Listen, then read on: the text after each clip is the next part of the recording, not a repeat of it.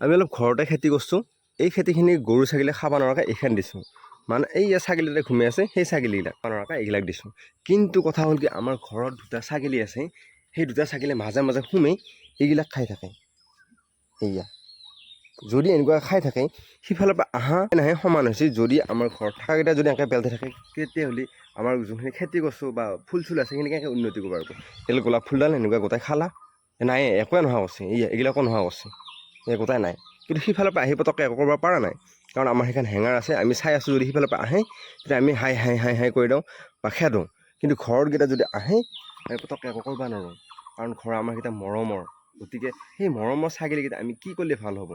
কিন্তু সিফালে হেঙাৰ আছে, হেঙাৰ থকাৰ ফলতো হেঙাৰে মাজে মাজে পাৰ হৈ আহে, ওপৰতে জাপিয়াই। কিন্তু এইগিলা এতিয়া আমাৰ উন্নতি নোহোৱা হৈ গৈছে। আমি বহুত মেৰামতি কৰি আছোঁ, এইগিলাক দিছোঁ, সেইগিলাক দিছোঁ, তথাপি এইগিলাক ভাঙি লৈ পেলাই খায়।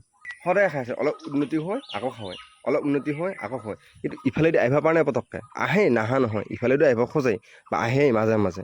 সৰুগিলা আগতে সিফালেদি পাৰ হৈছিল, সৰু ছাগলী তলেদি পাৰ হৈ আহিব পাৰে, কিন্তু ডাঙৰকেইটা নোৱাৰে। সৰুগিলা আহি পেলাই ইয়াতে খাই থাকে। কি কৰিম গাইছ, এতিয়া আপোনালোকে কমেণ্ট কৰি জনাওক।